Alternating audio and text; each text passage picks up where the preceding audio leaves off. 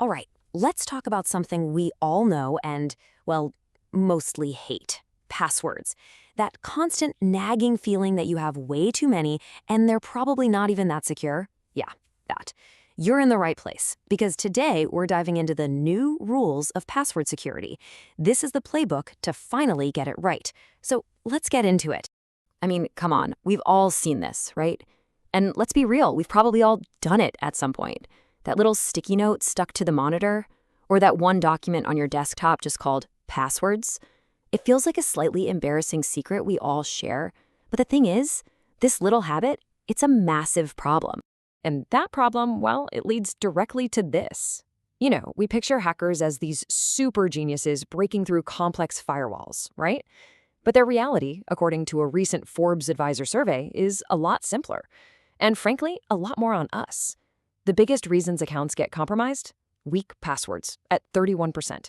And right behind that, reusing the same password everywhere at 27%. It turns out our own habits are our biggest vulnerability. It's wild. So this brings us to what a lot of security experts are calling the modern password paradox. And it's a fascinating idea. The stricter and more complicated the security rules get, the worse our actual habits become. Think about it. It's a total paradox, and it's exactly why all the old ways of thinking about passwords are just failing. This analogy just hits the nail on the head. Imagine a company spending a fortune on security. They've got the best firewalls, top-tier antivirus, the whole shebang. It's like putting heavy iron bars on every single window of their building. But then, an employee uses password 123 to log into a critical system. Well, you've just left the front door completely unlocked and wide open. All that other security? Almost pointless. So you gotta ask, how did we even get here? How did our habits get this bad? Well, here's the crazy part. It turns out the very rules that were designed to make us more secure actually did the opposite. They pushed us into these super predictable, totally insecure behaviors. Let's dig into exactly how that old playbook set us all up for failure. Okay, just look at this. It's a perfect cause and effect. On one side, you have the old rules. Rule number 1, must contain symbols. So what did we all do? We took a word like password and just slapped a 1 and an exclamation point on the end. Check. Then, the other rule, change it every 90 days. Okay, fine. So winter 2025 becomes, you guessed it, spring 2025. We were following the rules, technically, but we were creating these incredibly simple patterns that are an absolute cakewalk for attackers to guess. And look, this isn't just me saying this. This is backed up by research. The Cybersecurity and Infrastructure Security Agency, these are the pros.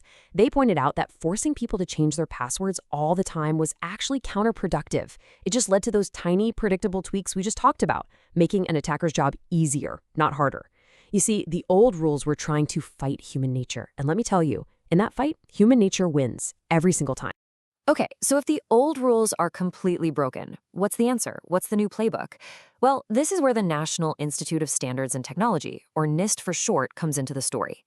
They basically threw out the old assumptions, looked at all the real-world data, and built a whole new set of guidelines from the ground up. And the key difference? These rules work with our brains, not against them. And to really get why this is such a game changer, let's just look at a couple of numbers.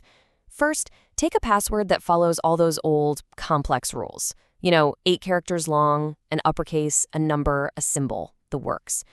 With today's computing power, how long do you think it takes to crack that? 8 hours.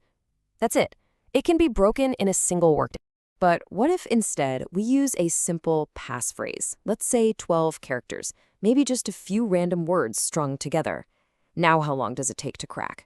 Over 200 years. And that is the big aha moment. It was never about the complexity. It was never about the symbols. The single most important thing for making a password strong is just making it long. It's all about length. So that one core idea, length over complexity, is the foundation for all the new rules. And this table breaks it down perfectly. First, forget about forced complexity. It's out. What's in? A reasonable minimum length. Second, those annoying 90-day resets? Gone. Instead, we have something way smarter, checking new passwords against databases of ones that have already been leaked in data breaches. This is so important because it stops a common attack called credential stuffing. That's where hackers just try lists of leaked passwords on every site, hoping one works. And finally, we're actually encouraged to use things like passphrases with spaces and even emojis, making them way easier for us to remember, but way harder for a computer to guess. Okay, I know what you're thinking. These new rules are definitely smarter, but who can possibly create and remember dozens of unique 15-character passphrases? That still sounds impossible, right? Well, you're right. It is. And that's exactly why we need to stop trying to do it all ourselves and start using the right tools for the job. And the number one tool is the password manager. Honestly, the concept is just brilliant. It works like this. Step 1, you create just one super strong master password. That's it. That's the only one you ever have to remember. Then, for every single website you use, the manager automatically generates a crazy long, totally random, unique password. And finally, it just fills them in for you. It's all the security with basically none of the effort. It's a total game changer. Now, the other absolutely critical tool is multi-factor authentication, or MFA. The best way to think about it is like a deadbolt on your front door. Even if a thief somehow steals your key, that's your password, they still can't get in. Why? Because they don't have that second thing they need to unlock the deadbolt. Usually that's a code from an app on your phone. It's brilliant, really. It combines something you know, your password, with something you physically have, your phone. And again, this isn't just some tech blogger's opinion. This is official guidance from NIST. They strongly recommend using password managers. And they are big on using the strongest kinds of MFA, like physical hardware keys. In fact, for federal systems, they've actually banned less secure methods like getting your codes through a text message. And the reason for that is something called SIM swapping, where a hacker can actually trick your phone company into giving them control of your phone number. So yeah, they're serious about this. All right, so we've tossed out the old, broken rules, and we've got these much smarter tools in our toolbox. But what's the ultimate endgame here? Where is all this heading? Well, it's heading towards a future where the root of the problem, the password itself, is just gone. And the technology that's making this happen is called passkeys. Now here's the magic. With a normal password, you and a website both know a secret. If that website gets hacked, your secret is out. But with a passkey, there is no shared secret. Your phone holds a special private key that never, ever leaves your device. The best analogy I've heard is it's like showing a bouncer a special ID that proves you're on the list, but they can't copy it and they never learn your actual name. It proves it's you without ever giving up the secret. And the security difference here is just staggering. Look at this.